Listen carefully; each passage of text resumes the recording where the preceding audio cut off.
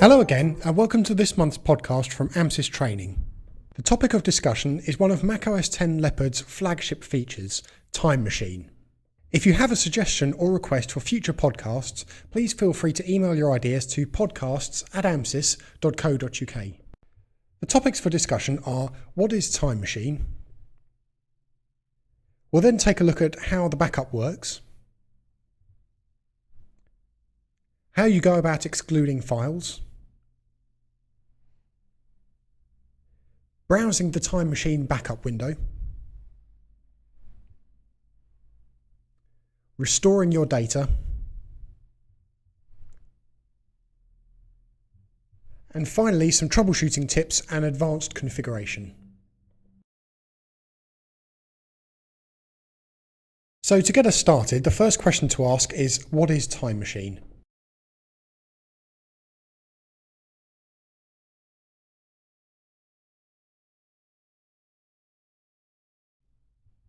If I could describe Time Machine in one sentence, I'd simply say that it was a fully automated incremental backup solution for your Mac that will keep a copy of your entire hard drive, including all of the applications, the system files, and all of your personal data as well. Time Machine will then allow you to restore your data at will, either individual files or the entire system if your machine was to fail. Now, I always find it more reassuring to know how a backup system works under the hood, so we'll take a look at this next. Firstly, we'll take a look at the methodology used for the backup. Apple have adopted an industry standard system known as grandfather, father, son. The idea behind this system is that you have 3 stages of backup. Firstly, you have an hourly backup known as the son. After a 24-hour period, this backup is promoted to the father. These backups are then performed daily for a month. At the end of each month, the latest backup is promoted to grandfather status. Time Machine will keep backing up monthly until the drive runs out of space, at which point Time Machine will then start to delete the oldest backups. This ensures that you can go back in time, hours, days, and even months to restore missing or corrupted files. The schedule itself is configured automatically for the user, so all they need to do is switch Time Machine on. After the first full backup, Time Machine performs incremental backups, only copying changes that have been made since the last backup. Each time the backup runs, it appears it has made a full backup of the hard drive. This makes it easier to browse through the backups and locate files. By using Unix hard links, each copy of file 1 in this example points to the same physical location on the backup drive. So next, let's take a look at how to set up Time Machine.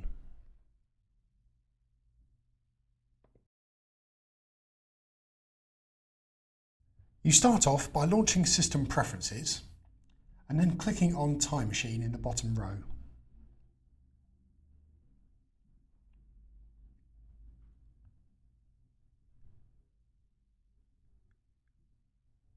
When you select On, a sheet appears allowing you to select your backup drive. In this case, I have partitioned my internal drive into 2. In a real environment, you should make sure you use a separate disk. Get a warning advising that I am backing up to the same physical disk, which is fine for this lab. Once the drive is selected, a 2-minute countdown begins, after which a full backup will commence. So what if you want to exclude particular files from your backup? Next, I'll show you how this is done. You start by again launching the System Preferences and then clicking on Time Machine in the bottom row.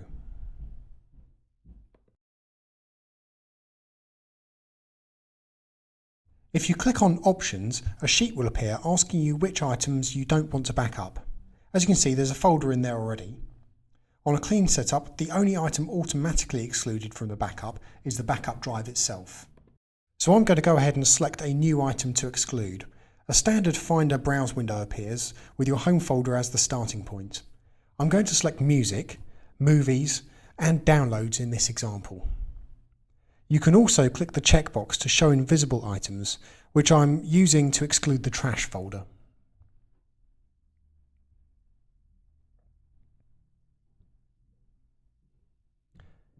I'm also going to select the System folder. Now, when you do this, Time Machine asks if you'd like to exclude all system files. As they will not be much use without each other, I'll select Exclude all system files.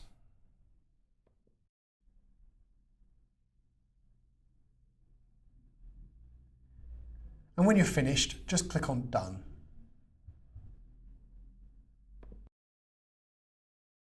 Now that we have Time Machine set up and configured, we will look at how to navigate the backup window.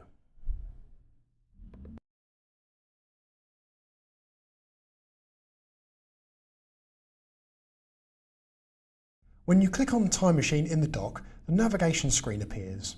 You can browse through folders as though you were in the normal Finder interface. You can also click the up and down arrows to move backwards and forwards through the backup sets. There is a timeline on the right hand side to make it easier to jump to a particular backup.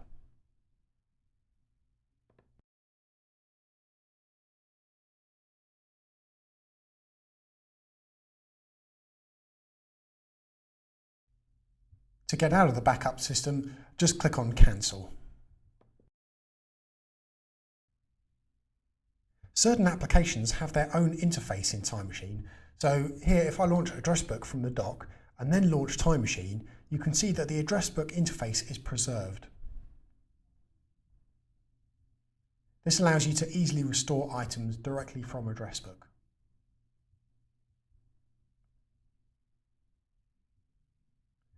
And I'm going to show you again with another supported application, iPhoto.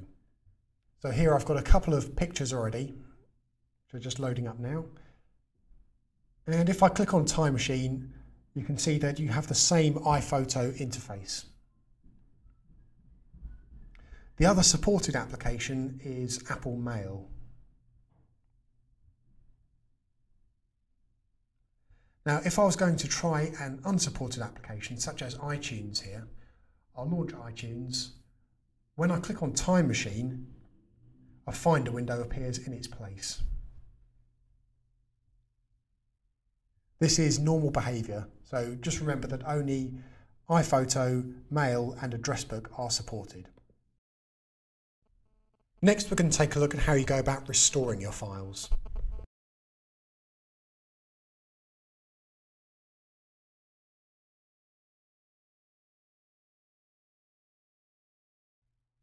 So to restore some files, I'm going to start off by launching Time Machine and then navigating through the backups until I find a file that I want to restore.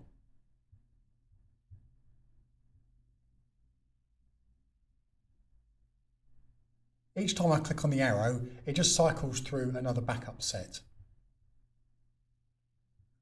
And to restore a file, I just select it by clicking on it once and then clicking on Restore. It then brings it back to the front of the interface. Now it does need to copy it from the backup drive to your current drive. So you need to wait for that to complete. You can also restore files manually instead of going through the Time Machine interface. So I navigate through the backup, I locate the machine. Each backup set is date and time stamped, as you can see here. So I select the one that I'm looking for. You can just go to latest as well.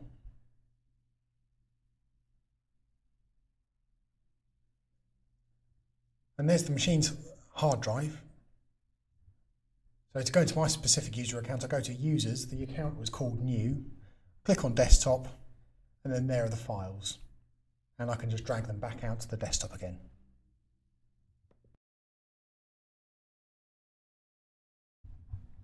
Another situation you can find yourself in is trying to restore a file that already exists. That might be because you're working on a file which you accidentally made a mistake or it got corrupted, so you want to revert back to an earlier version. Now you can just delete the file before restoring it, but Time Machine can do this for you. So I've picked a file here. I'm going to click on Restore, and when I bring it back to the front of the interface, it's going to realise that there is already one there. So you get a couple of choices. You can either replace it, cancel, or you can say keep both. If you say keep both, it actually renames the one that was already there and then copies in the new file from the backup.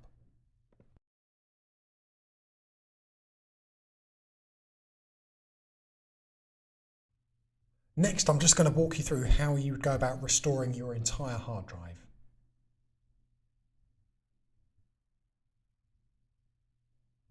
The first thing that you need to do is boot your machine off your OS X install DVD. So you put the disk in and start up the computer holding down C. After a couple of minutes, your machine will then boot up off the install DVD. Once it's booted up, from the Utilities menu at the top of the screen, select Restore from Time Machine Backup.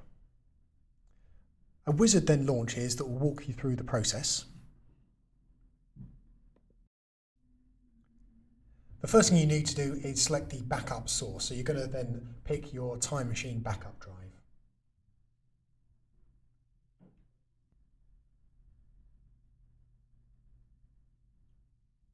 After that, you need to pick which backup set you want to revert back to. Now this just depends how far back you want to go back in time, but if you go too far back then you might not have some of your recent files. Something else you might want to do is clear up space on the backup drive. So in the case you've chucked away a file, you might want to remove it from the backup.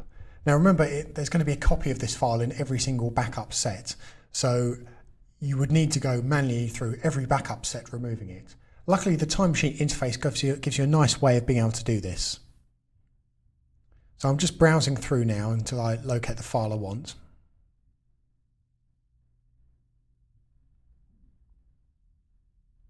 So I click once on the file just to select it. Then from the Action menu in the Finder window, I'll just say delete all backups of, and it will be the name of the file. If you do that, Time Machine will go through every backup set and remove the copy of the file. This is the only true way of actually clearing space on the backup drive.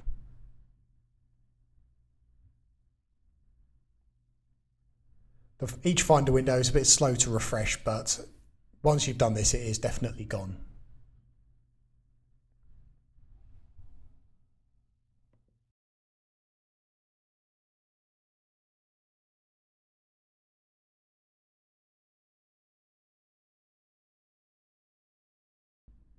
The final part of this podcast is going to be taking you through a few troubleshooting tips relating to a couple of known issues with Time Machine and a few bits of advanced configuration.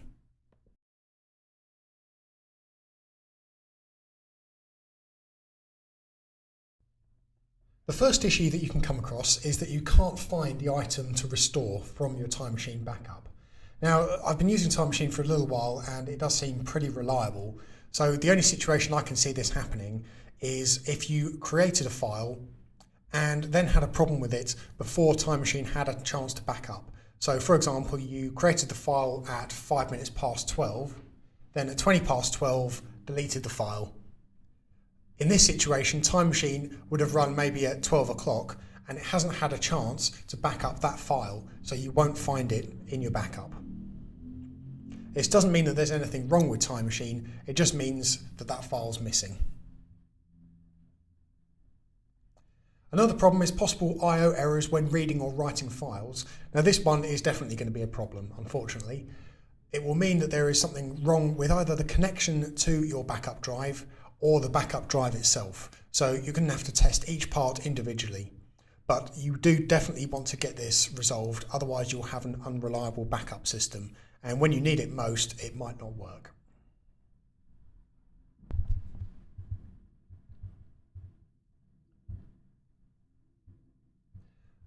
Something else that I've read is relating to the file system for the boot drive and the backup drive. If you are using Time Machine as a backup and then want to restore your entire hard drive, you have to make sure that your drive you want to restore to is exactly the same format as it was previously, otherwise it won't work. Another feature or possible issue, depending on how you look at it, is relating to File Vault. If you use File Vault for your user account encryption, then Time Machine will not be able to back it up. The only way for this to work is for you to log the user out.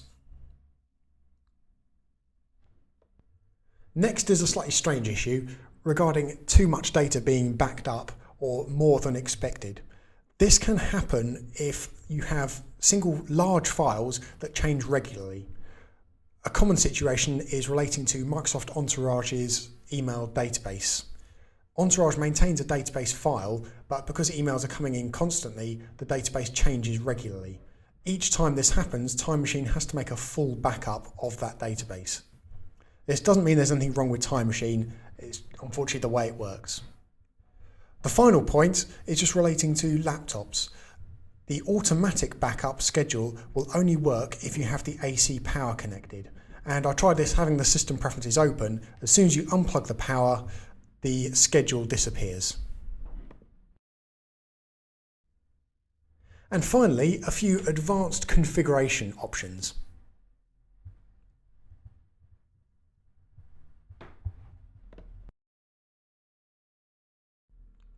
To configure the following settings, we need to get into the Unix command line. So I'm going to go into the Utilities folder and launch the terminal. The first one I'm showing you here is how to perform a backup from the command line. Just type out the command that you can see on screen here. Typing out this command could be useful for possibly remote administration or also scripting a backup using Time Machine.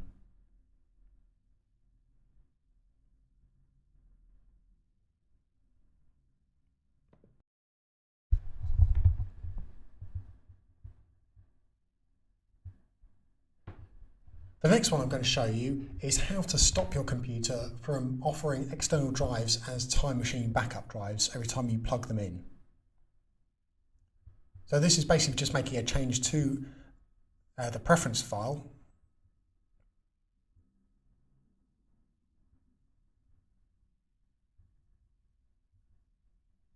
As you can see on screen, it's all fairly logical what we're typing in here. Do not offer new disks for backup. And this will mean that whenever you plug in an external drive, such as a FireWire drive, it won't ask if you want to use this as your Time Machine drive.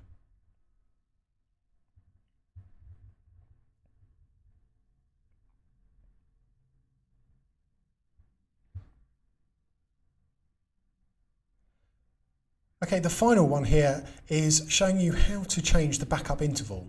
As I said earlier in this podcast, it will default to hourly backups, and from the graphical interface there's no way of changing this. But there is actually a file inside System Library Launch Daemons, namely the Time Machine backup preference file, that you can edit. So if we open up the file, you're looking for a line about 10 to 15 lines down called Start Interval. The line beneath that is how often Time Machine will back up in seconds. So in this example, it's 3,600 seconds. All you have to do is change this time to something else. Now you may have noticed just before this that I typed the word sudo in front of the command. This would need to be run with root privileges for it to work. So I'll put in 7200. Do be careful with this one. Don't put in something like 1 second because your machine will probably explode. So thank you very much for watching this podcast. I hope it's been useful for you. And look out for future podcasts from the team at AMSYS.